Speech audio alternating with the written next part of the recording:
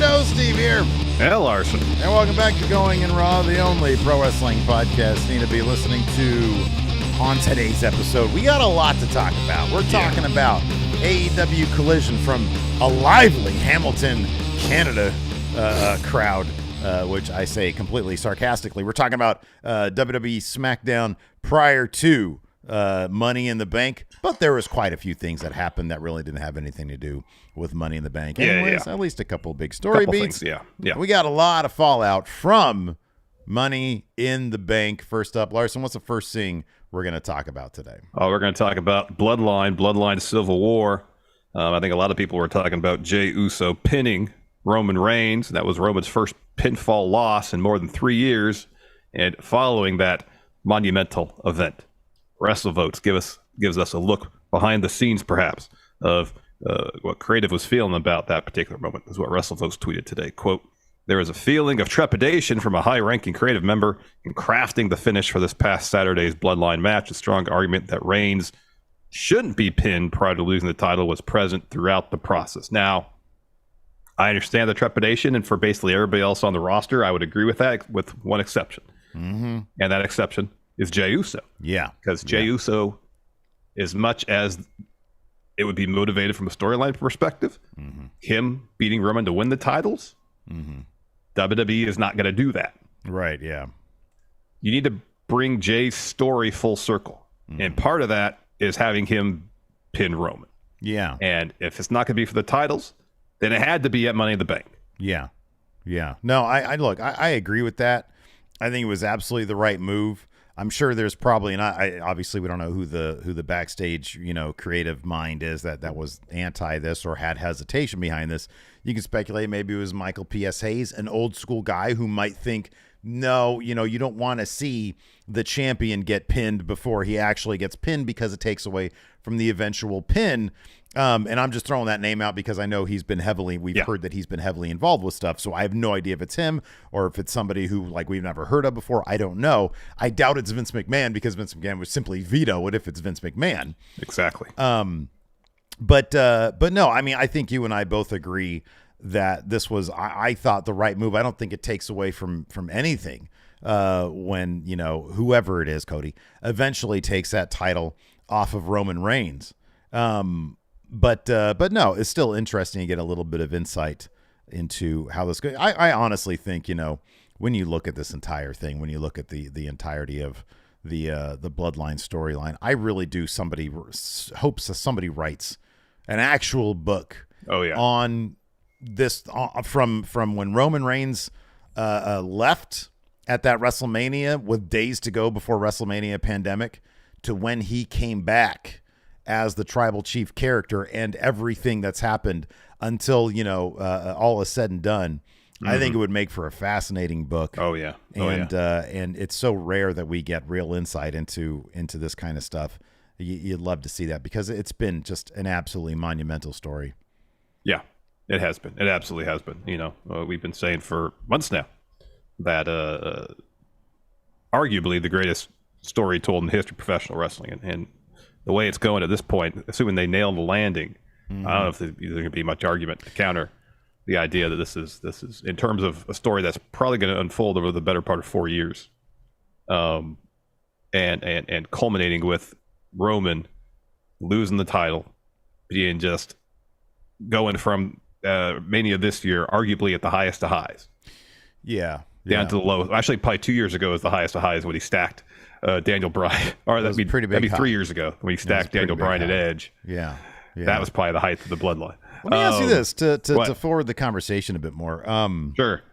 You mentioned Jey Uso and him needing to get a pin on Roman Reigns. Yeah. Now the next step obviously would be I've already seen some people out there making, the fake posters for SummerSlam. Yeah. With Jey and Roman. I have no doubt that's going to be the match. Yeah. How do you book the finish to that match as satisfying for it? Should that be the ultimate? And obviously Jay's not going to win the title there. No. But is there a way you can, for his character arc, how do you further his character arc or try to satisfy his character arc at SummerSlam in the main event against Roman Reigns without him actually beating Roman Reigns? Is there a way to do that? I think you look at how they booked Sami Zayn leading up to and following Elimination Chamber, where he didn't beat Roman, but Sami and Kevin Owens teaming back up to take the tag titles from the Usos was the very first step in the crumbling of the bloodline. Yeah. And while I'm 1,000% convinced that Solo is going to cost Jay the match at SummerSlam, then the story I think from that point on is Jay and Jimmy saying, we need to get our brother out of this situation. He's the next one that needs to get out of this. Yeah.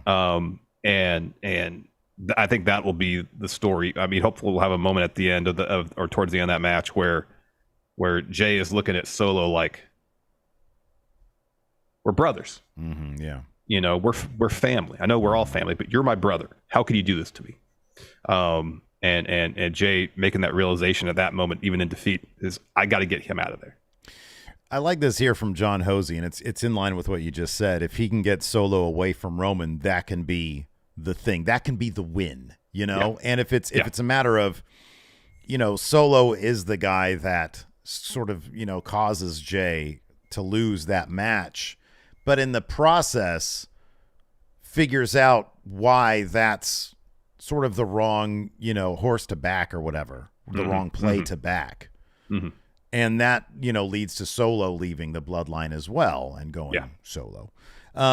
Maybe therein lies sort of a win for Jay, and then Roman will have to figure out the rest. I don't know. I have no idea where you go from there. Maybe from there, you know, you do a protracted Cody feud leading into WrestleMania. You know, I don't know. Where Roman is just completely and totally desperate to hold on to his title, because that's his legitimacy right there. Yeah. Without the title, he has absolutely nothing.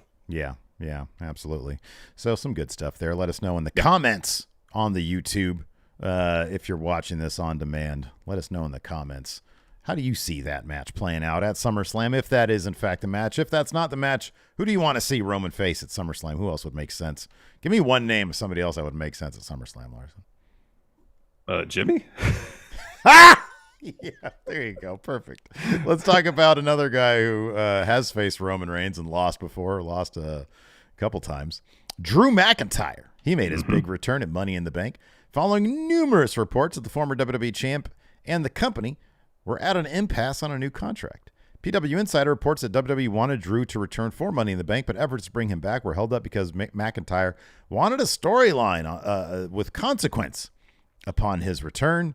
Also, PW Insider says Drew's return does not indicate that he has signed a new deal with WWE, noting that his contract situation remains the same. He still has about 6 months or so, 5 months or so. Yeah, early next year it's supposed to expire, before that contract's supposed to expire. It'd totally behoove him. It'd totally be to his advantage to just wait out. If not like the end of his contract, at the very least, like the Endeavor deal with WWE, which might line up around the same time, because I think it's supposed to be around the end of the year that it's expected to, if all things go well, to finalize.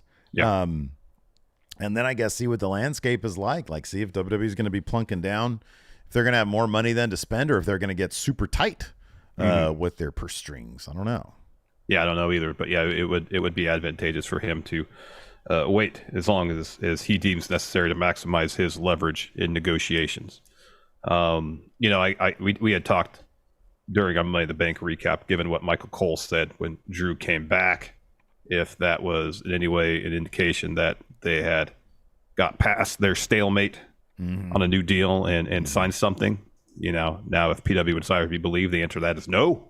Yeah. And I guess the prospects of Drew potentially becoming a free agent early next year are still there, but still, I'd be pretty surprised if he ends up going to any place else. Yeah, I agree with that. I think that he's, you know, Triple H in the press conference referred to him as one of the highlight superstars, which, Larson, might be another category for us to look at. Depth guy, highlight superstar now. Isn't that that's just someone that's like a upper mid-carder and higher? Yeah, I think so. Somebody who might have been in the main event scene, somebody who might have been world champion, a highlight superstar. A highlight superstar. Is that? Oh, maybe that's what they. If you're in the signature at the beginning, you're a highlight superstar. Oh, that could be. That could be. See, again, you're thinking outside the box. Like, what other criteria would it be? Yeah. If you're a depth guy, there's no way you're in the signature. A highlight superstar, signature. Signature. You're in the signature at the beginning of the show. Exactly. Right. Exactly. Let's talk about this real quick. So a lot of us were pretty surprised. I think both of us were pretty surprised when Shayna Baszler suddenly turned on Ronda Rousey during their tag team match for the titles against Liv and Raquel Rodriguez at Money in the Bank. If it happened after the match, after they lost, be like, oh, yeah, of course this is happening. But middle of the match, kind of surprising. Yeah. So on a recent Wrestling Observer Radio, Meltzer explained why their run as tag champs and their team came to an abrupt end. These are Meltzer quotes. Steve, you want to take these, please? Oh, absolutely. Here we go. Let me do my best now. I'm not going to do my Dave Meltzer. He said, but I can't concentrate on doing an impression when I'm trying to figure out what this guy's getting at, because again, like you said, it's over the radio, so this is a transcript of his stream of consciousness. Here we go. He says, this was always the plan, talking about the turn. The thing that I was saying, Ronda and Shayna were winning the tag titles, and then Ronda got hurt. The thing that I don't know the date, and it might be SummerSlam, it might be a little bit after, but the deal is Ronda has a hard out. She gave a date. To give some meaning to that, it means Ronda Rousey has a date that she's no longer going to be with the company. Yes. This is my last date, because I remember talking to somebody there, and it's like, I know they're going to do this, and it's like, I guess make the big match for WrestleMania, and it's like, no, it's like her hard out is long. Sorry, I don't know. They didn't give me the date, but it's like long before WrestleMania. So the point is that whatever it is that they're planning to do, the whole tag team was to set up Ronda and Shayna doing a feud. Ronda wanted to do this feud with Shayna. She got what she wanted. She's always wanted to do it because Shayna is the one who basically got her into pro wrestling. Ronda was someone who watched it and sort of knew a little bit about it, but she wasn't like a big pro wrestling fan. So to parse that, to try to understand what Dave's saying here, Ronda wants a feud with Shayna on her way out the door to try to put Shayna back into highlight superstar category while Ronda is on the way out. Yes. But it's long before WrestleMania, which could be SummerSlam, because that's like the summertime WrestleMania. Yeah, it's the next huge show. I think it was Maggie during our Money in the Bank watch along that speculated that Ronda really wanted to get to the Shayna feud, and that's why they had the turn there. Makes sense. At Money in the Bank, and it makes sense. And if they have about a month now to build to the feud and have that match, and then Ronda's like, I'm out of here. Mm-hmm. Then if a feud with Ronda and beating Ronda will help elevate Shayna back to highlight superstar where she should have been this whole time, then heck yeah, because Shayna's great. Yeah, absolutely. You watch her run in NXT and it was awesome. She got called to the main roster and bit Becky Lynch in the neck. Yeah, right. When he got to the WrestleMania bout, but then lost. It was ever since then, it's been hard to get the momentum back. A what? A Nandor situation. Oh yeah.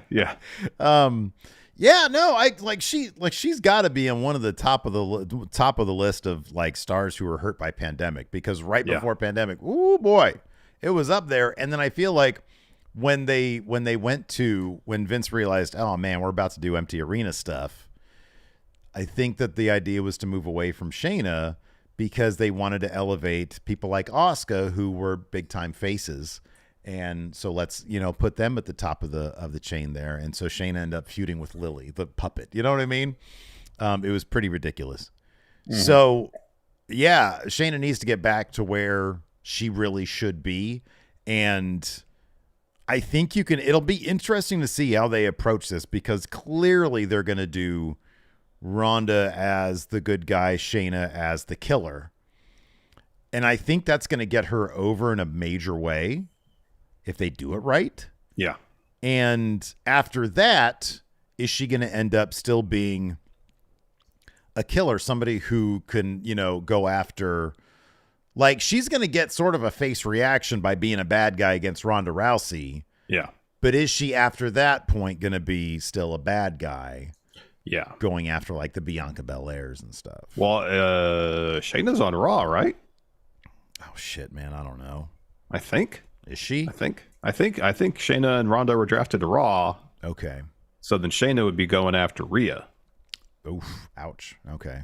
Hey, you know what? I don't care. That's a feud anybody wants to see. Like, because heck yeah. Look, if they just continue to do cool shit, then it's going to be like, okay, that's just cool shit right there. You know? Yeah, exactly. I don't care what they're like. Rhea's so like over as a good guy, bad guy, whatever. You know, in whatever role she's over needs. as a presence. You know. Yeah. Exactly. Yeah. So I mean, you got it. It's the idea is there. In theory, it should work. Now let's see how it pans out in execution, you know?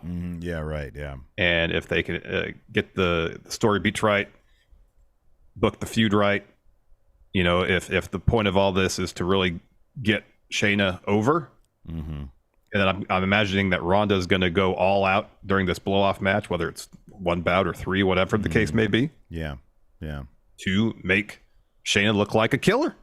Yeah. Which is what kind of kickstarted this whole thing. You know, dude, honestly, like I have been as critical about Ronda Rousey when it comes to certain things about like, you know, promos and whatnot. But you got to give it up to her. If on her way out, she's like, A, I want to establish a strong women's tag team division the way nobody else has.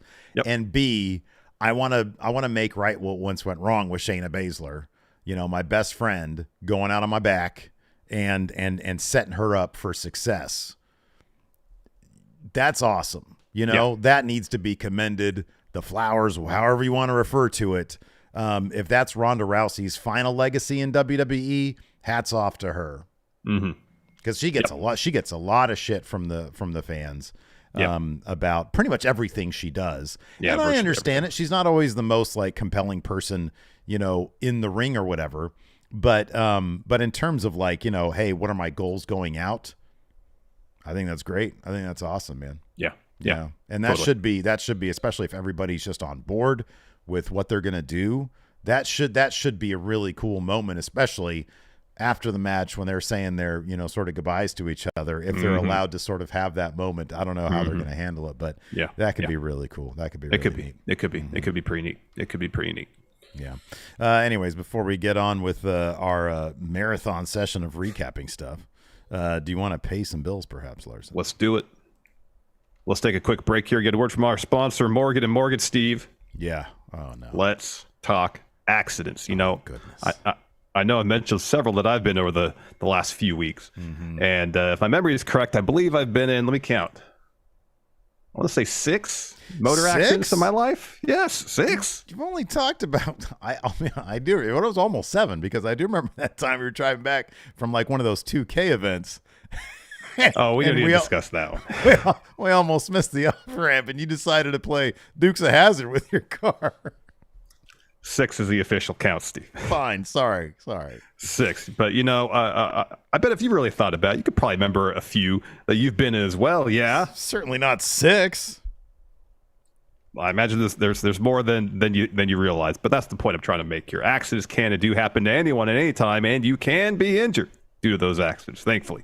I have been hurt due to any of the car accidents I've been in, but if you're ever injured, you can check out America's largest injury law firm with over 100 offices nationwide, Morgan & Morgan.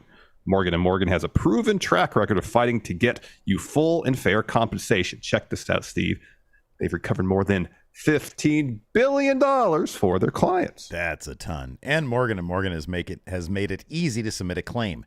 It's more like ordering takeout than hiring a lawyer. In 8 clicks or less, you can submit a claim, and you can do it without having to get off your couch. So if you're ever injured, you can check out Morgan & Morgan. Their fee is free unless they win. For more information, go to forthepeople.com/raw or dial #law. That's #529 from your cell phone. That's forthepeople.com/raw or #law, #529 from your cell. This is a paid advertisement. That's right, man. All right, let's talk about a lively AEW Collision. It's the 3rd episode, and oh man, that was a sleepy crowd. I don't know what was going on with Hamilton. Was it Ontario, Canada? Is that? Yeah, I mean that was the show that they were struggling to sell tickets to. It's my understanding within an hour of Toronto. So there was Forbidden Door, there was Dynamite, and a Collision in Toronto, I think. At least a Collision Forbidden Door in Toronto. And then the following week, then you got Dynamite. Yeah. And then the next day was the Collision taping. This was taped on Thursday. Yeah, right. Yeah. That's a lot of wrestling. It is. Like, the entire crowd had sort of a, I guess we'll go feel to it. Yeah. That's a tough gig because you got money. That wasn't taped. That was live, right? No, Collision was taped this week. Oh, it was taped because of money in the. When was it taped? I don't know. It was taped Thursday. Oh, that's right. They did that shit on Thursday. Okay. Yeah. All right. Well, yeah. There's no excuse then. It's not like everybody had money in the bank fatigue. Live no, they could have piped in crowd noise. Yeah. Right. Yeah. Yeah. So I don't know what the deal was, but like I was shocked. I think I texted you at the time when CM Punk and FTR came to like make the save on something. And it was after the Ricky Starks match. That's right. Oh, that's right. Bullet Club Gold showed up. Yeah, that's right. Yeah. And they came out, and it was like crickets. Yeah, nothing. It was crickets. Punk. No noise. Nothing. No reaction. God damn. And I mean, to be fair, when I was watching it on TV, I was like, I see FTR. I assume Punk's there. But like they ran out as a group, and just like based on the TV angle, like Punk was kind of lost. Yeah, right. In the whole brawl and everything. And I was like, I'm assuming Phil's there. Oh, there he is. Yeah. I don't know what to make of that. I got some thoughts, but I don't really. I need to sort of collect them a little bit more. Yeah. Like the concept of like star power. Like, oh my God, their music hits. They're coming down. This is a big deal. Punk is sort of, I mean, he's still sort of the every guy, you know? And that's sort of his shtick. Is like, oh man, I work hard. I'm blue collar. I'm hanging out with FTR who think they're from the 80s. They think they're 80s blue collar guys. Yeah. And I don't know. Maybe there's something lacking there. Maybe it was just a shit crowd. I don't know. Did they hit there Punk's... is something lacking with CM Punk right now. There's no oomph. Oomph. That's a There's good no word. intensity. Yeah. There's like that backstage bit they did with FTR and Starks, and he's just kind of like standing there talking and like, like his library voice, essentially. His library voice, yeah. He's library like promo. He's like soft spoken and stuff, and I just don't feel any intensity ever since the first promo he showed back up, like 2 weeks or 3 weeks ago, whenever it was. Everything since then, he's like, cool, I'm here. Hey, neat. It's like a PWG promo with Trent and Chuck. You know, it's like or like when people are just sort of hanging out. It's a hanging out promo. Library promo is a great way to put it, though. Yeah. The Dewey Decimal System there. I don't know. It you're right. It just sort of lacked. There are elements of Collision that I really like so far. I love just the sort of aesthetic of it.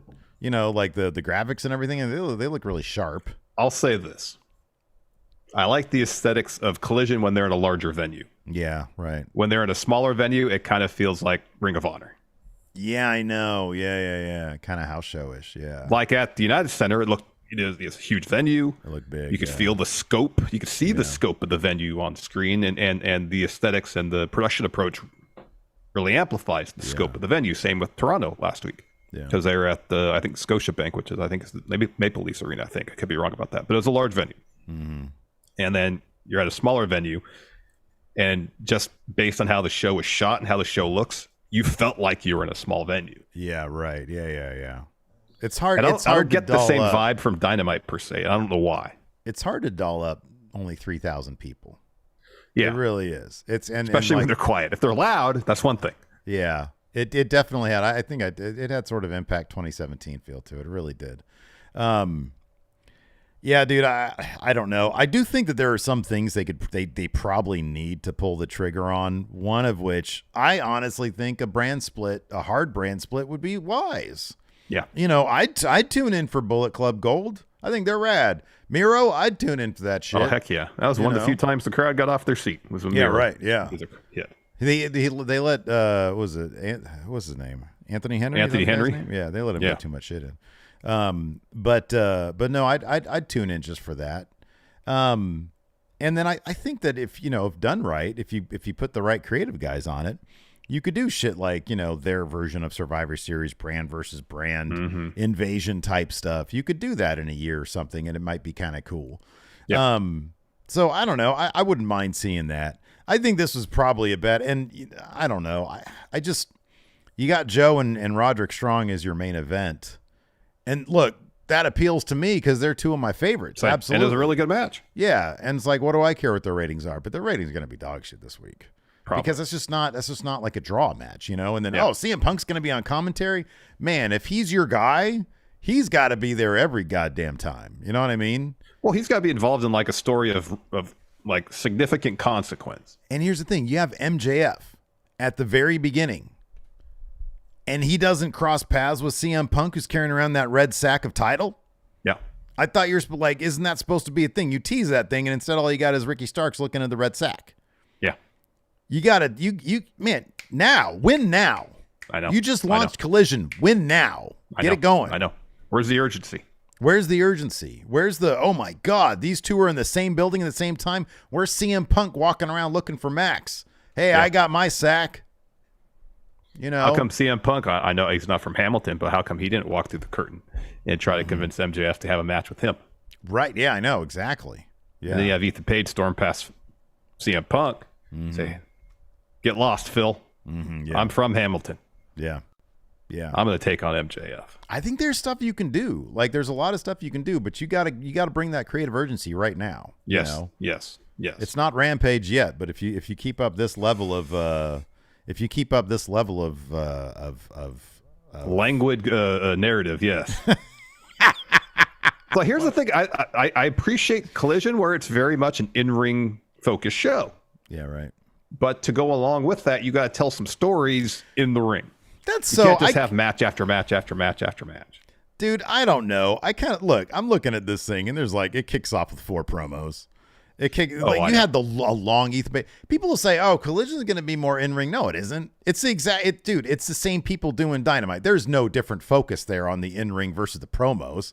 Did you hear how long that Ethan Page promo was? It was super long. The first 2 weeks were very much. There was like no long promo segments. I don't believe the first 2 weeks of. Oh my God! Look at the size of this Bullet Club Gold promo. And I'm not complaining about it. I'm just saying, like, I disagree with that narrative. You know, like, well, the first 2 weeks were very focused on in-ring competition. Yeah, but the same probably. I mean, there are weeks of Dynamite where that's the case too. I just think that's sort of where they landed. But like, it was 2 for 2 for Collision, focused on in-ring action. They were batting 1,000 there. Dynamite doesn't bat 1,000. Now they're batting 6, 7. I'm just saying, it's the same guy approving this shit. I guarantee that long 11x17 or 11x14 piece of paper isn't like, oh, I need to add more wrestling to this show than the other one. That ain't happening, dude. Anyways, it's got Collision wrestling show, Dynamite talkie show. Yeah, I don't think that's the case. I really don't. Well, these 4 promos that opened the show were like 2 sentences each at most, so it's not like it took up 10 minutes. It's great. You know what? It's great because it just proved my point, but it was really kind of a bullshit point. But I do kind of believe going forward, it's not going to be. There's not going to be a marked difference between Dynamite and Collision when it comes to in-ring. I just don't think that's the case. Yeah, it remains to be seen. I mean, it's a small sample size, 3 episodes, so yeah. Who knows? So I guess we can just jump right into it. We don't have to go hold on a second. Before we get into it, sorry, I don't mean to interrupt you. Before we get into the meat of it, now that we've given you the breakdown, Fazzy Wazzy here, member for 41 months on YouTube. Oh, that is awesome. I didn't even know he had membership for that long. I didn't know that either. And Fazzy here says, Rhea versus Shayna. Ooh-wee. Sign me up. Be pretty great. We also had 10 gifted memberships from Leisha. Thank you so much, Leisha. Thank you, Leisha. Appreciate it. Also wanted to point out, if you're a member now, or if you're a patron over at patreon.com/Stephen Larson, I'm very excited about this. The G1 Predictions Extravaganza Challenge. Soon. It's the middle of July is the G1 starting. So we're going to have, thanks to Cody Miles, a predictions form unlike one you've ever seen before. It's going to have every match at the G1. Will anybody run the table? Will anybody negatively run the table and get everything wrong? Which you get a prize for that as well. So the G1's Prediction Challenge is going to be a very special event. So many matches, so many friendos, and you can participate by going to patreon.com/Stephen Larson or by clicking that join on YouTube. While we're at it, while you're clicking things, it's completely free and easy to click the thumbs up button and the subscribe button along with the notify bell. Really Indeed. helps grow Going in Raw. We're a new podcast here. We're just trying to get our feet under us. That's correct. Starting out here. We're in our we're just starting out. We're new. Already, I noticed the other day, number 11 on the Chartable Pro Wrestling Apple podcast chart. Get out of here. Seriously. We were like the number one fan-based podcast. We've only been doing this for 2 weeks. That's super encouraging. Since like a couple of weeks ago before Money in the Bank. Money in the Bank was our first pay-per-view we ever did. That's amazing. It was crazy. I don't even know what the G1 is, but we're doing a predictions challenge for it. Yeah, the G1 starts at July 15th, so expect the form to be up a couple days before that. Maybe it'll get up like next week sometime, so it's not too late. So nice long windows people get their picks in, because there might be some research people want to do, and so on and so forth. Also, if you like what we do over here, we got a bunch of, but if you have a short attention span, we got a short form content channel as well. It's a Friendo Club channel. Go to youtube.com/ I think it's Friendo Club TV, or you just, search for it. I think that's what it is, yeah. And then we got all sorts of stuff going on over there. We got our own star ratings. Dave Meltzer, who needs him? We got our own star ratings. We do actually need Dave Meltzer because we have a very popular series where we try to guess what his star ratings are for all the shows. I can't wait. Later on this week. Favorite thing we do. Later on this week, I'm in the hot seat. I have to guess the Meltzer star ratings for Money in the Bank. I don't know if there's anything out there that really gives me as much joy as reading to you Meltzer editorializing on matches before he delivers his star ratings. Somebody had such a great comment too this week on when we did the Forbidden Door ones, because they were like, he does a lot of editorializing in the bunch in the stuff before the match breakdowns. I'm like, no. I just want to hear what his editorializing in the match breakdowns. And it's great because usually it's maybe a sentence. Maybe. I know exactly. If you're lucky, you get a sentence. And it's to see him try to synthesize all his ideas about a match into one sentence. Mm-hmm. Love it. Oh my God! Wait a second. For being a brand new podcast, apparently, according to Maggie, I was not paying attention. Maxwell Jacob Friedman, there he is. He was in our Twitch chat a couple of minutes ago, and he said, "Hey, Pores." Well, MJF one day. Hi, MJF. One day, number one. Did you see this guy he's getting in Chugs' Twitch stream? Yeah. This dude, Adam Cole, trying to keep them separate. His Chug stuff, the gaming stuff, from the wrestling stuff. Violation here, MJF. Yes. Maybe one day we won't be Pores if we just keep at this podcast game, man. I know. We've only been doing this for a couple of weeks, MJF. Yeah, man. Cut us some slack. Jeez. Yeah. We're new to this. I think, we're 11 on the Chartable pro wrestling charts. I think that's pretty good for only being at this for a couple weeks. It's pretty good. What's he going to stream on his Twitch now that he has a Twitch? That's a great question. His collection of Burberry merchandise? Maybe. He seems to really like his cat. Maybe he and his cat will. Yeah. MJF Cat Cam. Yeah. That works too. Yeah. Anyways. So let's jump into it. Yeah, let's talk about Collision. We had Powerhouse Hobbs in a promo saying tonight on Collision, the Owen Hart Foundation. Owen Hart Foundation tournament. Hey, Dustin, the Book of Hobbs says it's the end of the road for the natural. And then Dustin responded with, Hobbs, 2 things you don't have: experience and grit. I'm doing this for Owen. And then Roderick Strong, generic white guy, says, tonight on Collision, Samoa Joe, you and I go one-on-one for the first time in 17 years. After I beat you, I will go on to win the Owen tournament. And then Samoa Joe with this endless gravitas. I was about to say all the gravitas in the world. Says, tonight on AEW Collision, Roderick Strong, you will be found wanting, and I will be the next. I got the language there. You will be found wanting. Oh, man, that's good. The cadence is part of it, too. It's so good. Yeah. It's so good. Show kicked off with MJF versus Hamilton's own Kip Morst. The match lasted about as long as me saying what the match was. Kip Morst. Was Kip Moist. It's like, you want more? No, I want Morst. Yeah. Well, he didn't get Morst. No, he didn't get more or Morst. He took an L here. Mm-hmm. So MJF hits a heat seeker, covers him, gets off at 2, then locks on a label lock, and then Kip Morst taps. So then afterwards, MJF throws Kip Morst out of the ring, grabs a mic, talks a bunch of crap about the locals there in Hamilton, and then says, I'm so confident I can beat anybody from here. Open challenge. Anybody that's from Hamilton, that walks through that curtain, I'll put up my AEW title tonight. And so first, this pretty large dude steps through the curtain. Yeah, and then, big fella. And then Ethan Page goes like, nope, walks right past him, gets in the ring. This is the best part of this whole segment. He walks up to MJF, and MJF goes, hey, buddy, I know this is cute and all. We both know you're not my level. MJF or Page comes and goes, whoop-ha. Yeah. Smacks the mic out of MJF's hand. Oof, that was a tough one. That was. And then Page talks about growing up in Hamilton pretty much. He talks about his dad coming over from Macedonia, moving to Hamilton, getting a job at National Steel Car. And people were telling him, get used to this job. This is what you're going to be doing the rest of your life. And his dad goes, nah. Goes on to be president of several companies. And Page says, that's my inspiration. He calls himself, he says, I'm not a bare minimum bitch. He says, you may be the AEW champion to MJF. I'm the one who actually champions AEW. So he says, how about you put that title on the line right here, right now? And then that match was next. That match happened, yeah. And it was a long match, good stuff. Ethan Page there in Hamilton and what's his face? Kevin Kelly, who is once again just a delight on commentary. Him and Nigel are great. Yeah.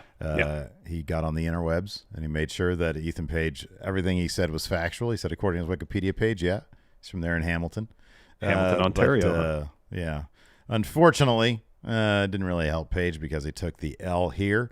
Page is looking for an ego's edge for a second time, but his leg gave out because MJF was working the leg there.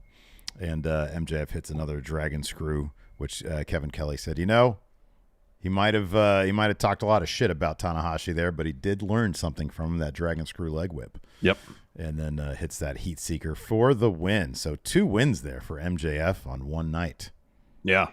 Busy evening for MJF. Mm-hmm. Then we got Dustin Rhodes versus Powerhouse Hobbs early on, thanks to some help from QT Marshall. When they can get Hobbs away from QTV. Can it please happen soon? Amen, brother. So QT rams Dustin to the ring post, so Dustin is bleeding all over the place. This was a fun bout. Dustin's at one point a ton of time too. They did, I know. Yeah. See, it is a wrestling show, Steve. Dustin hits Crossroads, pile driver, Hobbs kicks out of that, and then later on, Hobbs hits a spine buster, and Dustin kicks out at 1. Mm-hmm. And Hobbs sold the shock of that great. Yeah, he did. Yeah. So the finish saw Dustin looking for a figure 4. Hobbs boots him off, and as Dustin is kind of tumbling towards the ropes, QT punches him, and then Hobbs follows with another spine buster to get the win. There you go. Moves on in the Owen. So what is it going to be? Hobbs and who in the Owen? It's Hobbs and Starks on the right side of the bracket, yeah. And then it's Joe and CM Punk on the left side. All right, that's going to be good stuff. It's going to be Punk and Starks in the finals, yeah. You don't think it's going to be Punk and Hobbs? I mean, it could be. Mm-hmm. I mean, like Punk and Starks, this is like 2 weeks in a row. They've been like buddies. Yeah, right. So they're going to have to face off with each other. Yeah. Maybe Phil will turn heel loss there. For Starks. Yeah, I know. After that, we had a Roderick Strong Samoa Joe video package, followed by Miro versus Anthony Henry. They actually let Anthony Henry get a little bit of stuff in here. A little bit. But in the end, Miro, I was actually kind of surprised by this one. I kept on looking back. I was like, wait, Miro's not finishing this yet? What's going on here? And I was like, oh, it's Anthony Henry. He's actually like signed, I think. Like he's actually. Yeah, he's one of the workhorsemen. Oh, is he? Yeah. He's a workhorseman. Are you like him and JD Drake. That's like a faction? Or it's a tag team. Oh, okay. Right on. That's cool. I didn't know it was him. Yeah. I know that he had that cool feud with Darby way back. And then they had him do that match. Yeah. So that's cool. That's all I know about the guy. Yeah. Got a lot on Miro. Probably more than he should have. Miro wins with a Machka kick and then game over. I mean, Miro got a really good reaction from the Hamilton crowd. Well, why wouldn't he? He's amazing. You hear that war horn. Doesn't like God anymore, that Miro. What? Doesn't like God anymore. Yeah. Or seemingly sex. Doesn't need the wife, doesn't need the God. He's forsaken basically everything, it seems. Oh, man. Found out the pleasures of cranking in the bathroom. Oh, my goodness. Listen, Dick Slavitt. We don't need you. He's been barred from the show. Next, we got the Bullet Club Gold interview. They all come to the ring. Shivani's in there, and Shivani asks them, what's next for the Bang Bang Gang? Bang Bang Gang. And Jay White's like, I don't like your energy, Shivani. I don't like the energy in this building. Yeah, no kidding. Yeah. That was a shoot from Knife Pervert there. Exactly. And he says, Bullet Club Gold has a couple of new gold members. So it is a strip club, apparently. It is, yeah. Oh, well, I was thinking, actually, it's like a special level of credit card. Yeah, exactly. Could be that, to another tier. Mm-hmm. So he says the Bang Bang Gang is at full force. King Switch, Rock Hard, and the Golden Guns. And he goes to Shivani and goes, you want to join, don't you? You want in Bullet Club Gold. He says, this right here is the golden era of Bullet Club. Continues with my friend Rock Hard. Absolutely wipes the floor with Ricky Starks. And the Guns explain why they joined Bullet Club Gold. And it's pretty much because Jay White's really good. yeah, that's true. That's totally true. Well, they have a good point because Colton's like, our first tag match was only 16 months ago. He's like, and in that span of time since then, we've won the AEW tag titles, and we beat all your favorites, the Acclaimed, Ricky Starks, Hardys, FTR, and CM Punk. The Guns are the future. And then Colton, well, that was Austin. Colton interrupts, says, no, we're the present. We're the best tag team in the world. And Austin says, we're the best tag team in the world. And if you're not down with that, we got 2 words for you, but it's not suck it. It's guns up. Guns up.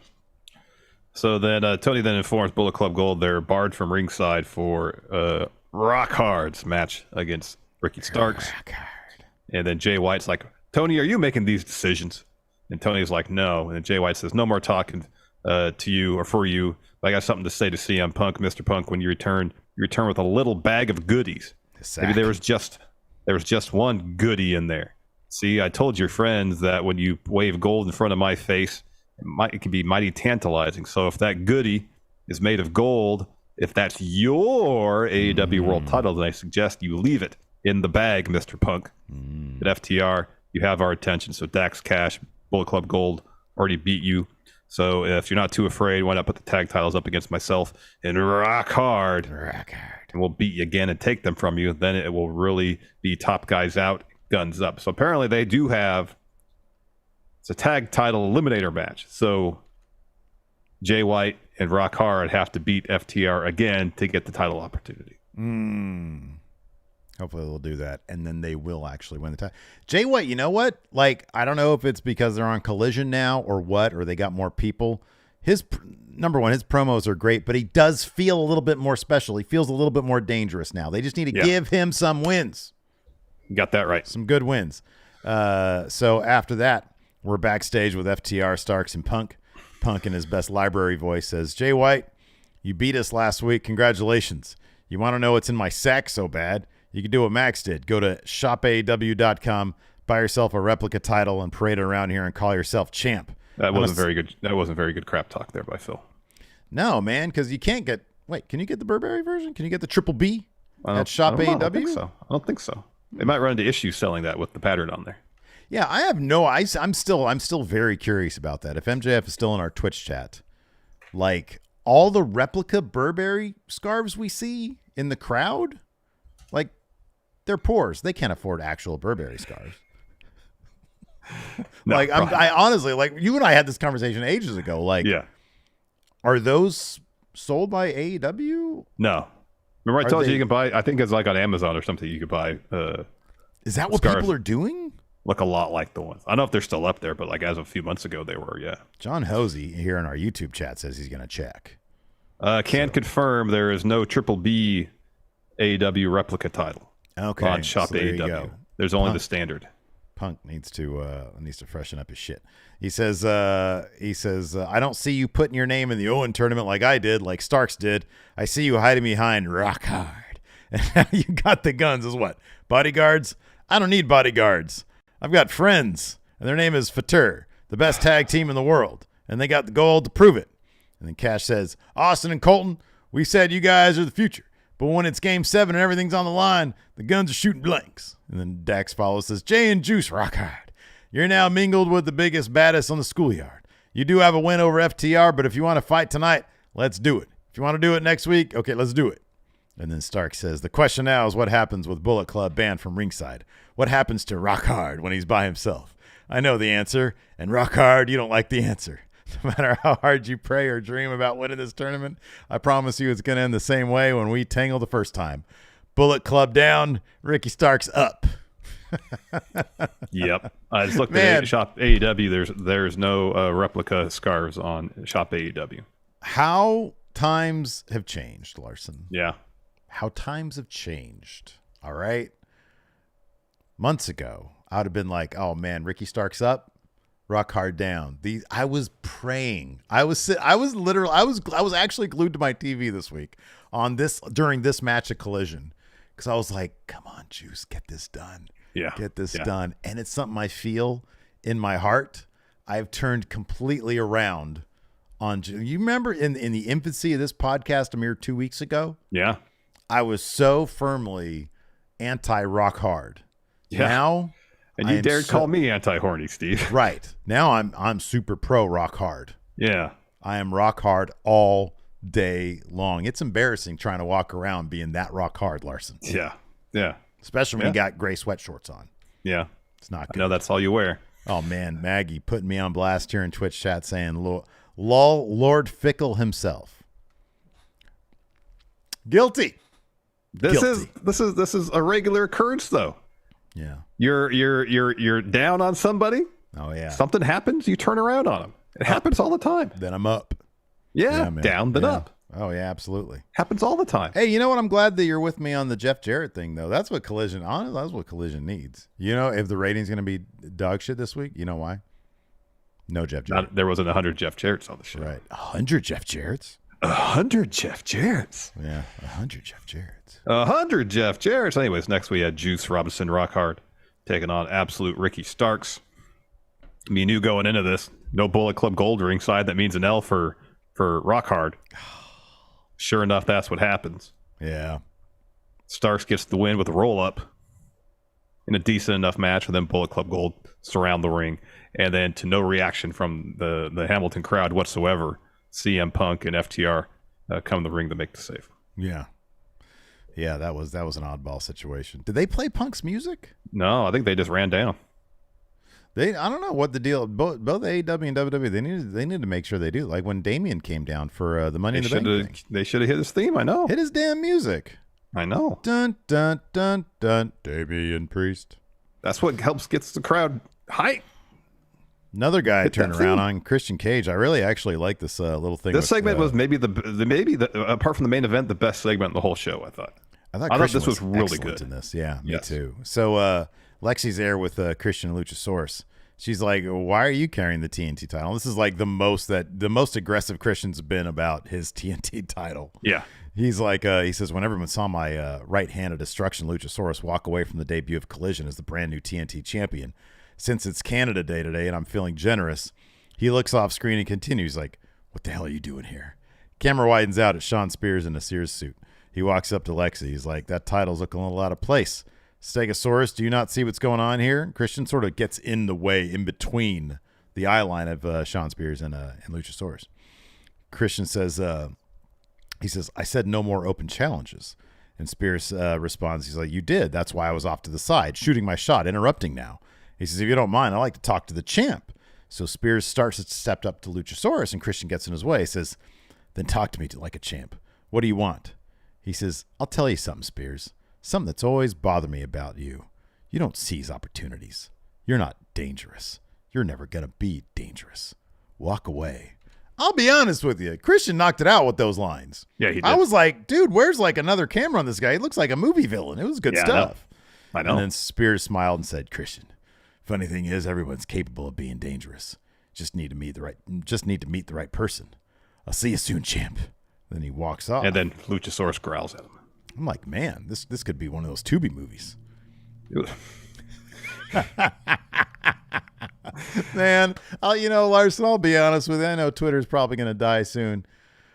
Oh, there are so many things about it that would make me so very sad I know. Twitter went away. And one of them is my exposure to Tubi movie clips. Yeah. Because they're so wonderful. Yeah. But it is what it is. It is what it is. This segment was really good, though. I thought both Spears and Christian Cage were pretty damn awesome. "You're not dangerous." What a great line. I know. "You're not dangerous. You don't seize opportunity." That's great, too. Yeah. Oh, I know, right? It was so good. Then we had a fun bout between Lady Frost and Chris Statlander.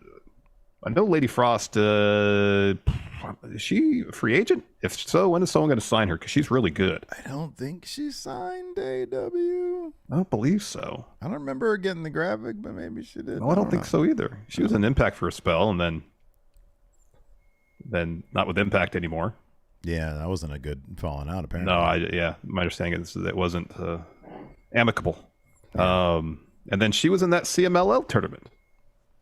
Women's tournament. Oh, yeah. But anyways, Lady Frost is great. Yeah, she's awesome. She's awesome. Presentation's a 10 right there, man. Oh, yeah, absolutely.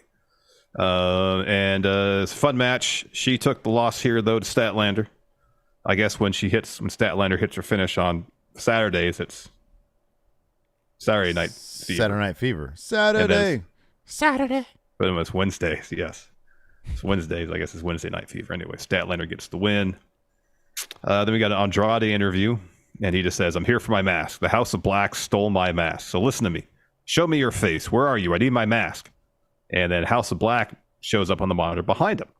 And Malachi says, he's holding the mask up. He says, "This is an ode to your past, Andrade. Let the house help you cut out your past violently. But hey, amigo, tranquilo, all in good time." Tranquilo. Yeah. And you got Buddy there with a crazy looking mask on, and Brody with a mask on too. He was really bummed out about his mask. Yeah, he was really upset. Necesito Mascaras, man. Yeah. Anyways, after that we had a Wheeler Yuta Kenny video package. They got a match on Dynamite on Wednesday. Mitch. Yep. I'm surprised Kenny's not taking more time off after that Ospreay match. Oh, I know. I thought that too. I was like, what the hell? If nothing else, to heal up, man. You know? That's exclusively what I'm talking about. Yeah. He definitely needs to take some time off. My God. Maybe he'll wipe the floor with Yuta. Like, did Kenny see the tire driver that he took?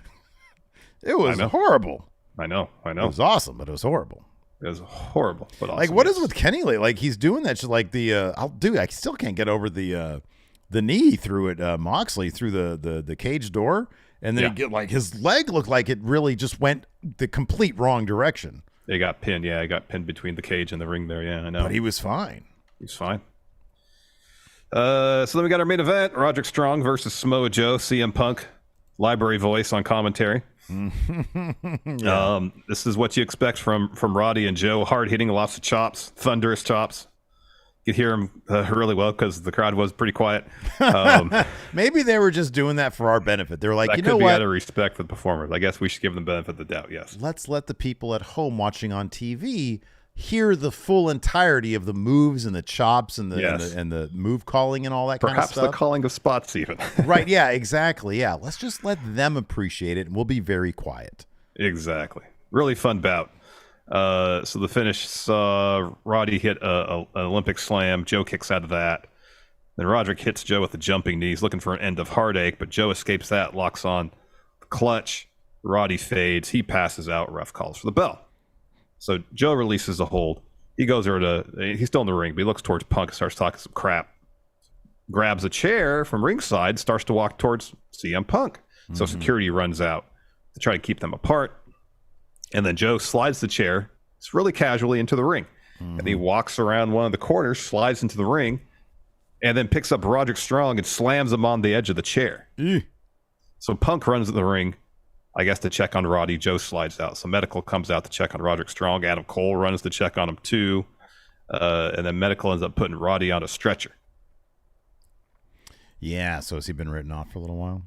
I mean, I like that, at least in loss, you know, like they're making Joe extra dangerous and, you know, it was like a special moment for Roderick Strong's loss there.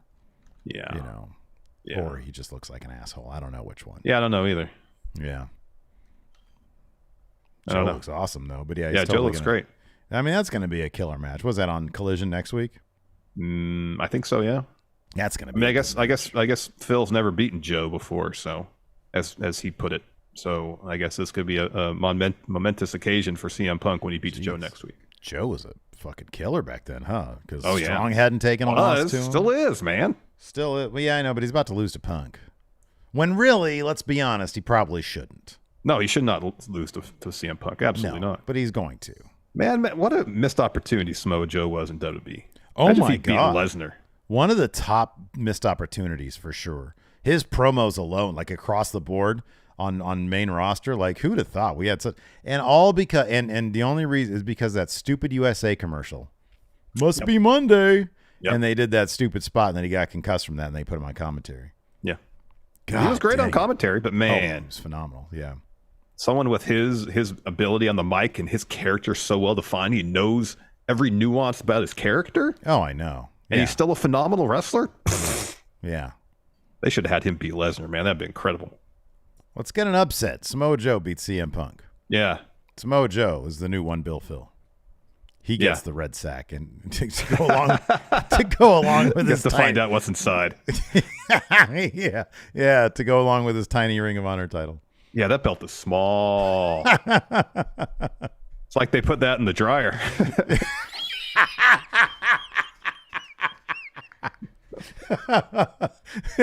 He opens it up. Oh, hell. Oh, no. I did not think before I put this in there. I didn't look at the washing instructions. It shrunk. Oh, my gosh.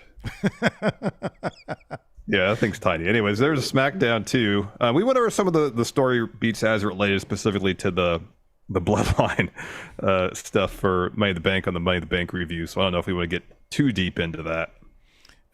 Yeah, no, we can just talk about, like, I mean, look, the pie face at the end was awesome.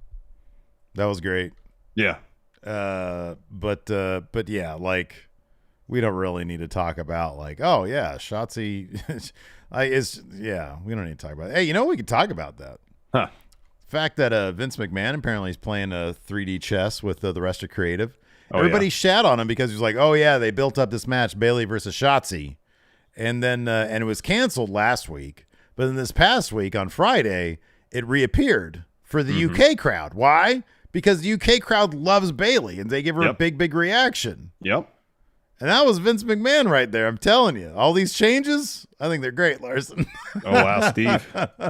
Vince down, now Vince up? Vince is up now, man. Oh, wow. No, but it does sort of say something, right? Like, it's like, okay, so why didn't they do that match with Bayley and Shotzi? Well, maybe it's because people understand. Why wouldn't you move that to the UK right before? Yeah, it makes sense. Money in the Bank. It makes sense. It makes sense. It does make sense. Yeah. It does. It does. White Brownie here says Brock Lesnar scheduled to be at tonight's Raw. Oh. He's going to beat up Cody. Yep, he is going to beat up Cody. He's going to be like, you know what? Because the titanium cast came off. Exactly. Yeah, Brock was out there staring at his land, and then his Brock senses started to reverberate. The cast is off. Time to break his arm again. I just figured he was watching TV, but yeah, all he does is watch his land. No, he doesn't watch wrestling. Brock senses tingling. Yeah. Yeah. He feels the vibrations in the universe. Mm-hmm. Yeah. The cast is off. Yeah. Across the Brockverse. Eduardo here with the super chat says, if you two were to host a 4th of July barbecue party, who are 6 WWE/AEW wrestlers you'd invite, and what food would they bring? I'd invite Brock. He'd bring some meat and his rub.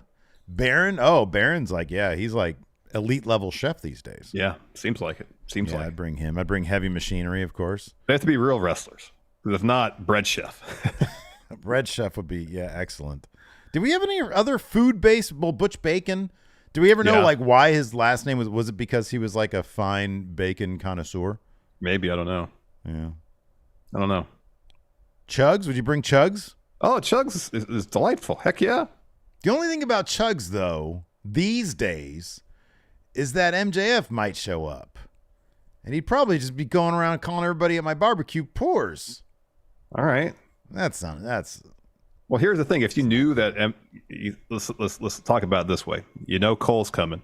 You assume MJF is coming. Yeah, right. And so you just let the guests know, hey, MJF is going to be here. Yeah, okay. Be prepared for it. Okay, yeah, right. And so he goes around and starts talking trash. People are like, oh, MJF. I don't know, but do you think he's going to come up to Brock Lesnar and talk shit? Because Brock's there. See, why not? Maggie's got a good point. Too many white people at our barbecue. She says, y'all need some other flavor. We can bring the LWO and like the New Day. Is that good? Problem taken care of. MJF's not going to be going up to LWO calling them pores. That'd be rude. Yeah. Anyways, let's talk about SmackDown. So it kicked off with, man, this morning I had that Pretty Deadly song stuck in my head. Yeah, it's pretty good. Sounds like a Gibbs song, doesn't it? It sounds like a Gibbs song. Yeah. Or people saying it sounds like an ABBA song. That's what it is. That's what it's an ABBA song more than a Gibbs song. Yeah, it's an ABBA song. Yeah. Man, could you imagine if the Gibbs ever wrote anything for ABBA? Wow, that'd been something else. Mm-hmm, yeah. Do you know that Barry Gibb, at least, I don't know if it's a whole album, but wrote a majority of the album for Barbra Streisand? I did know that. Yeah, he did that. Yeah. Was that on a documentary, wasn't it? No, was it? I was just watching like a documentary. It was like on Max, I think. Oh, the Bee Gees one? Yeah. How was that? I think it was good. I didn't watch the entire thing. Like I think it was on Max. I don't know where it was. I remember if it hearing was on something Max. like that. I would have started from the beginning. Yeah. I think it was just like on A&E or something. Yeah. Anyways, after everybody started burning their records because they hated disco all of a sudden, they're like, we're not really disco, we're just good pop music. But they didn't care. And so he just went into songwriting and he just wrote banger after banger. I know. Islands in the Stream. What a great song. Mm-hmm. Yeah. Countless others. Boy, that Islands in the Stream is fucking elite song. It's a really good song. I know. That's like higher than a highlight level superstar. It really is. Yeah. Really is. Anyway, speaking of Pretty Deadly, they got into a match with Kevin Owens and Sami Zayn for the tag titles. They took a loss here after trying some twin magic shit. That stuff where they did the apron over the head. Sami Zayn was too savvy. He was like, wait a second. Something doesn't smell right here. In the end, Sami hits Wilson with an exploder in the corner. Kevin Owens comes in, hits Prince with a stunner. And then Sami hits Wilson, both illegal guys, with the haluva kick to get the win. Yep. After that, Adam Pearce is having an interview. Sheamus and the Brawling Brutes walk in. And Sheamus, he wants a piece of Solo. Ridge says, I got business with him. And Pearce is like, ain't happening tonight. But I'll give you a match against Theory. And if you beat Austin Theory, you get a U.S. title shot. So that match was next. And Austin Theory got basically no reaction from the crowd, United Kingdom. Yeah. When everybody else got a reaction. Yeah, right. And then I understand from the story point perspective where Ridge is still selling the throat after getting the spike last week from Solo. Yeah.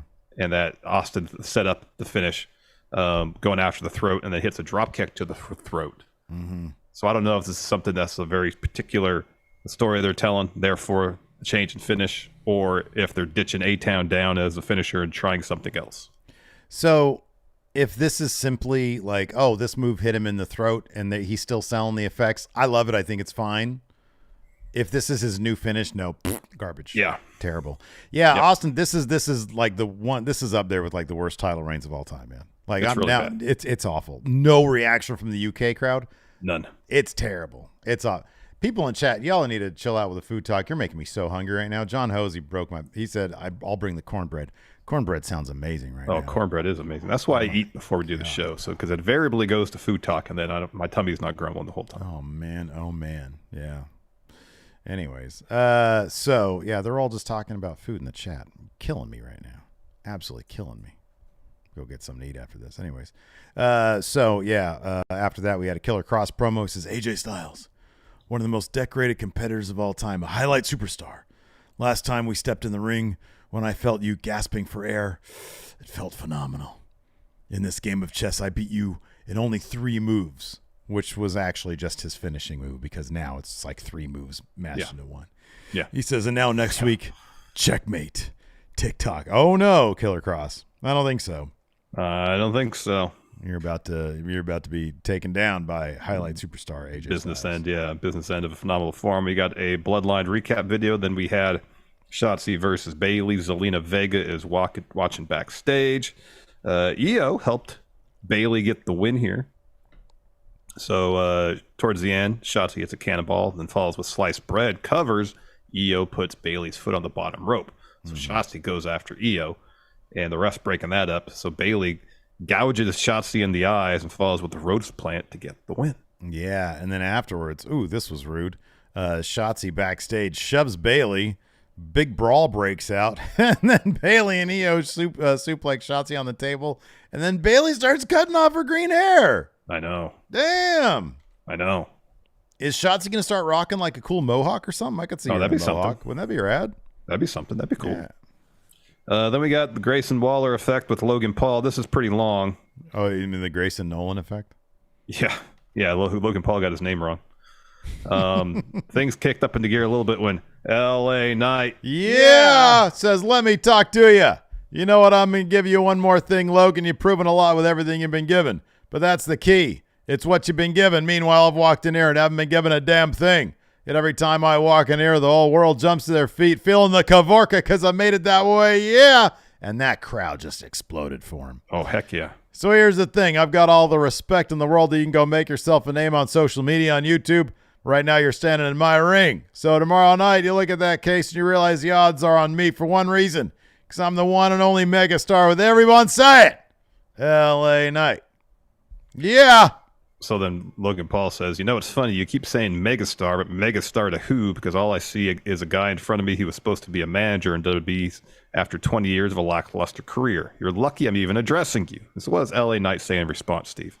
So I tell you what, if you ain't heard, you're not listening hard enough. London, tell them whose game this is. And they all just say LA Knight really loud. And then Paul tries to come back with, go back to the pubs and get a pint. You're drunk. Go home. But man, oh man. Like like that manager line, it was a good line. It was a good line. AEW crowd would have been like, ooh, because they love the insider shit. Bounces right off Bounces LA Knight. right off him. Bounces right off. Nothing to him. Nothing to him. Nope. And then poor Santos Escobar. He's put in a position to follow LA Knight. What did he do? I don't know. Whose bag did he shit on? My goodness. I don't know. He says, let's get one thing straight right now. You say you want this. You already won this. I'm the one who needs this. And if you act loco, you're going to find yourself with Mr. and Mrs. Money in the Bank, both members of the LWO. Crowd's like, but then Butch runs out and just punches Logan Paul. So the crowd gets into that. Mm-hmm. Yeah. What did you think? So somebody here in the chat asked about this. Kevin Nash called LA Knight just a big old Rock knockoff. He says this guy's got no originality. He's just a Rock impersonator. Well, I mean, like the Rock's catchphrase wasn't "yeah." Am I wrong about that? No, man, you're right. You're right. Like the cadence of their promos, is there a similarity? Yes. Oh yeah. Yeah. Is LA Knight a 1-to-1 facsimile of the Rock's character? No. No, he's like 15 years older, has a much more receding hairline. Yeah. And no, I don't know. Look, I respect the living shit out of Kevin Nash. I love Kevin Nash. I really do. And so I respect his opinion. I disagree with it. Oh, totally. I think LA Knight is, is he the most unique individual there is? I don't know, but he certainly captured the fucking imagination of the crowd. Exactly. It's not just LA Knight's a great talker, and maybe the cadence of his promos is similar to The Rock a little bit. Mm-hmm. But that's not what people gravitate towards. They gravitate towards the character of LA Knight. The Kavorka.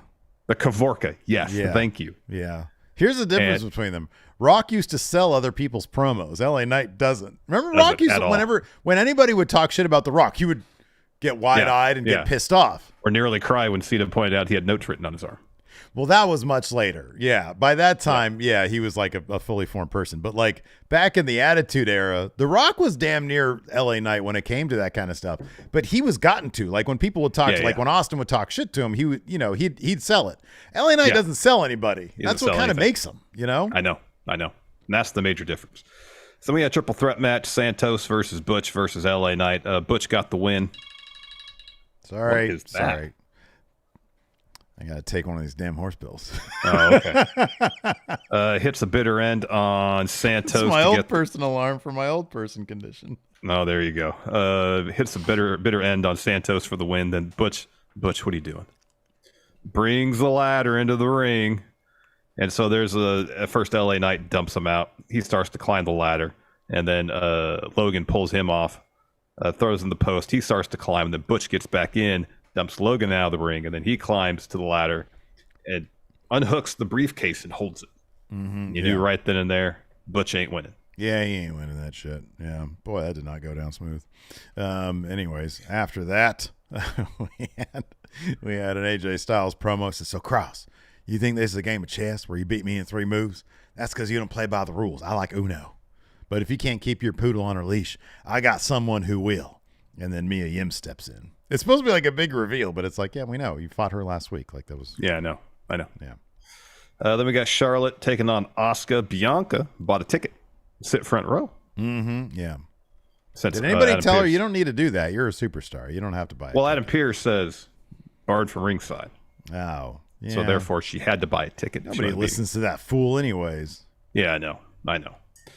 So, of course, the action goes down the floor.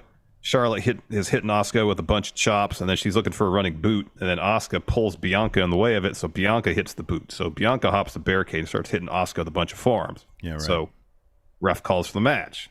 Match is over, and Charlotte's upset that she didn't get an opportunity to potentially win the title. Mm-hmm. And so she walks up to Bianca and says, "This is my match." And Bianca says, "Get out of my face." And then she hits Charlotte. Charlotte responds with a punch. She looks to tackle Bianca in the ring steps. Bianca evades, so Charlotte runs right into the steps. So then Bianca hits Asuka with the KOD on the announce table. Then she picks up Charlotte and hits her with the KOD onto Asuka. It was such a wonderfully gentle KOD too. It really was. You could tell they all like each other quite a bit. Yeah. Yeah. So it sounds like I don't know. There's only about a month away from SummerSlam. We're gonna get this. This is gonna end up being a triple threat. You think EO might show up as well? I think a lot's going to happen there, man. Yeah, I think so. Entirely possible. Entirely possible. Entirely possible. So show closed with the Bloodline segment. We have to get into like the verbatim itself. The Usos put forth an interesting theory that we'll see if it plays out now after Roman has lost, which is when Roman loses, he's no longer the tribal chief. Mm-hmm, yeah. And Jay says to him, and when you lose, you're the only one out. Mm-hmm. I would imagine that means of the Bloodline. He says, guess what, Uso? When you lose, you ain't gonna be the tribal chief no more. I don't want to be the tribal chief. Jimmy, do you want to be the tribal chief? And Jimmy says, no. And Jay says, I know someone who might want to be the tribal chief, and he gets our votes. And they look towards Solo. And so Roman looks towards Solo and just starts laughing. Mm-hmm, yeah. And then Solo glares at him and uncrosses his arms. Mm-hmm. And Roman stops laughing. And this gets real intense. Says, just shut your mouth coming out here talking to me like that. You think this is a game. No. So, of course, it all breaks down into a brawl. And that leads to Jay taking out Solo and Roman with a tope to the floor. Isn't it? It's hilarious, though, like how far we've come from like the crowd completely gasping and losing their shit when Jay just says something like this months and months ago. I don't give a damn what the tribal chief says, you know? And you remember how like much the crowd was like, oh my God. Well, now we're up to Jay pie facing Roman Reigns as like kind of a normal thing. It's like, oh my God, that was crazy. But Roman has lost his fucking mystique, man. He is exposed. He is vulnerable. And it's fascinating to watch. It is. It's been a story and it's been masterfully told. So hats off to Heyman and Roman and those involved in WWE Creative for this, because it's something else. It really is. We got let's see here. We got Kiddo Hudson here re-upping their membership on YouTube for 4 months now. Says, you think some comments from LA Knight's going to stop I'm sorry. You think some comments from Kevin Nash is going to stop LA Knight from being a highlighted superstar? Nah. Highlighted superstar. That's great. It is great. Let's see here. We also have, what is this? DJ Mott here says, who's also re-up for a month, says, what limb should Brock break next in order to put Cody at a true disadvantage? Is Cody's healing factor too powerful? The problem is, if he breaks another limb, that's only going to give him the tactical disadvantage. So is there any sort of injury that Brock could deliver unto Cody that would actually give Brock the advantage? Man, I mean, I feel like if he, went like Bane to Batman, broke the back. Yeah, that would make sense. Cody would probably just show up in a flesh mech or like an exoskeleton of some sort. Yeah, that could be. And it's perfectly legal, apparently. Interesting. Mm-hmm. Yeah. Interesting. You want to answer some questions? Yeah. Let's answer some questions. Adam Fella here says it has Money in the Bank overtaken Survivor Series in terms of all-time best moments. Yeah. I totally think that a case could be made. I haven't seen it, I don't see the evidence, but yeah, I could see that. Yeah. Just a Hippo asks, which wrestler throws the best 4th of July celebration, one WWE, one AEW? I think WWE, the answer is obvious. It's probably Cody. Mm-hmm. Oh, yeah, absolutely. Absolutely. In AEW. The best 4th of July celebration? Yeah. Dustin. Oh, yeah. I can see that. Guardian Ape says, for the past few weeks, I've been convinced we're getting LA Knight versus Logan Paul at SummerSlam. However, my thoughts are shifting to Knight versus Theory for the U.S. title. LA Knight for the next U.S. champ? That'd be amazing. That'd be great. They should 1,000% do that because Austin Theory as U.S. champ ain't working. Yeah, I agree. Yep. I agree. Alex Foster, with rumors of NXT being involved in Survivor Series again, what non-champions would you like to see emphasized on the Premium Live event? Oh, is that a rumor that's going around? Yeah, I think so. Okay. What non-champions would you like to see? Axiom. Axiom's really good. There you go. Axiom is really good. Dragon Lee. Yeah, Dragon Lee is really good. He's good. Yeah. Noam Dar. Oh, that'd be good. I like that. He lost the Heritage Cup, Shaw Samuels. There we go. Bring Eddie Shaw Dennis. Back. He's a producer now, Steve. Bucket Dipper says, do you think it's naturally harder for big men in wrestling to be baby faces? It seems harder for them to be against the odds or underdogs due to their general strength and intimidating statures. I could see the point there. Yeah, sure. I could see that. Easier for somebody small to write a story where it's like, oh, you're small, so you can't win. I mean, if you want to book him as an underdog, yeah. Yeah, sure. Yeah. Steven here asks, how much can a good atmosphere personally elevate a show for you? Money in the Bank had such great feedback from the audience, though a lot of the in-ring work on the night was unremarkable. Still a fun night. I mean, watch Collision. You can see the difference a good crowd can make. Dude, you're absolutely correct. So you've got Collision, which had some really, really, really good wrestling, but a dead crowd, so it comes off as a dud show. When we went back and did our star ratings for Money in the Bank, they were not impressive. But the show itself was a lot of fun because the crowd just absolutely nailed it. They did they were so into everything. They knew every lyric of Cody's theme. And it was a really fun show, but like the in-ring product was like, Cody Dom, mid. Rollins, Finn kind of underperformed. But the crowd was so into it, it really elevated the show. Yeah. Yeah, totally. Eastside Reviews says, when would you ideally have Damien and Io cash in their briefcases? Io at SummerSlam. Damien, I have no idea. Yeah, I don't know. That feels more open-ended. Mm-hmm. That feels way more open-ended. Not sure about that. Patrick Kennedy, if you guys could go back in time and change one event in wrestling, what would it be? Go back in time and change one event in wrestling. Well, I mean, we take all the dark stuff out, like, deaths and stuff.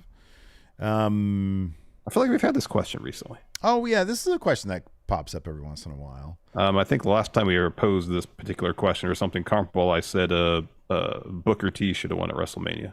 That's a good one. Should have beat Triple H. I would go back. I'd give WCW a fighting chance by making sure they didn't hire Vince Russo. That dude did all sorts of Like, if you look at creatively speaking, oh my God. Yeah. Boy, oh boy. Dre Day, is Corbin back to being Slow Wolf? Hope so. I mean, if NXT's any indication, yep. I hope he sticks with that. Yeah. John Hosey asks, who do you think the next opponent should be for Seth if he's done with Finn in the Judgment Day?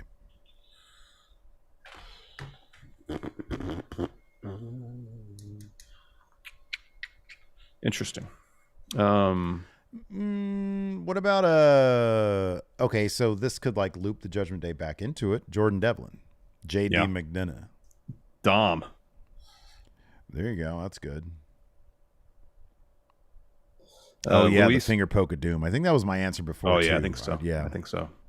Luis here asks, can you think of a past storyline that would have worked if it had the amount of time or Triple H, Paul Heyman booking it like the Bloodline had?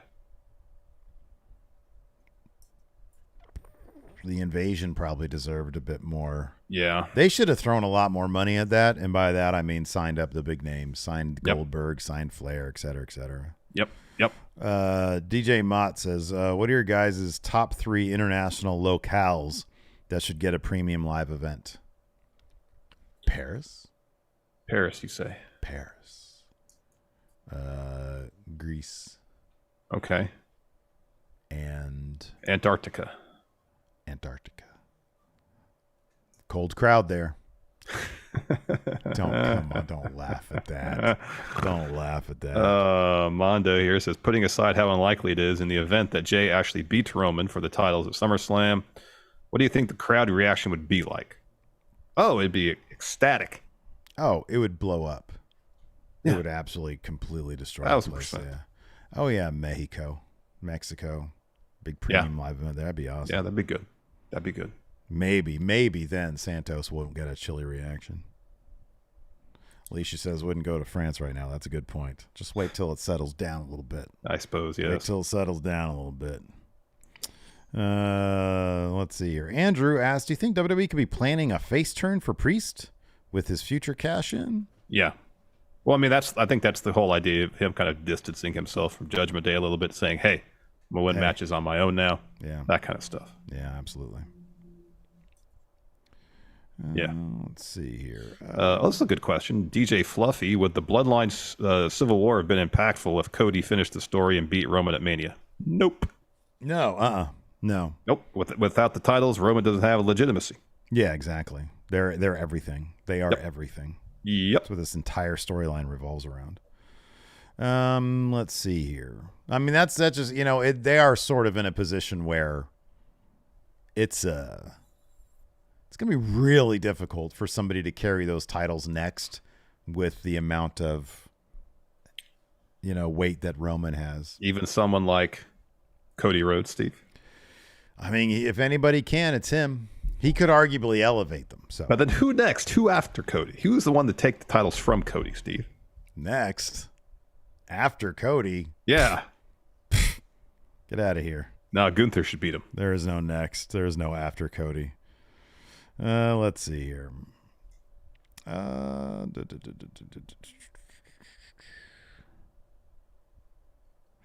Wyatt says, I personally think it'd be amazing to see Jay beat Roman for the title, but what would y'all say is going against him? Is it just a bad business decision? I think you and I have talked about. Have we put this one up yet? Did we talk about this yet? Yeah, I think so. I think we talked about it. Yeah, and it was basically like, what next is the big thing, Yeah. Like afterwards, it just seems like, I don't know where you go with that. I mean, we've talked about it. Yeah. Kyle says, instead of the usual ref bumps that happen in every single Roman match, what other ways can they have story beats take place during said matches? Oh, God. Anything else at this point, to be honest with you. A vortex opens up in the middle of the ring and it swallows the ref. Therefore, it doesn't require a ref bump, but it takes the ref out of the picture for a little bit, or a ref out of the picture for a little bit, so necessary story beats can happen. Well, like Bloodline hires a ref impersonator. Like another guy shows up that looks a lot like the ref involved, and so they're like, so he's just too distracted. So then, like, Roman hits somebody in the balls. Yeah, that could be. Yeah, that's good. And then the other ref, the impersonator ref, tries to take over, and the ref's like, "What are you doing? No, you're not. I'm ref. I'm the ref." But he starts questioning his own identity. It's like, maybe I'm not the ref. Maybe that is the ref that's supposed to be there. It's an existential crisis right then and there. Right, exactly. Oh, man. Again, this is just making me hungry. Deddy says, who is the long boy chicken sandwich of wrestling? Ooh. Classic, reliable, delicious, filling. Is it John Cena? John Cena, man. Absolutely. I don't know. Yeah, I know. But here's the thing. Like, John Cena proved that you can have too much John Cena this past weekend. What about Randy Orton?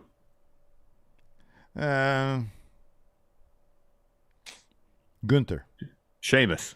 Gunther. I can't get enough of Gunther. Oh, I can get enough of long chicken sandwiches. I don't think I don't want to have it. I don't want to have a long chicken sandwich every day.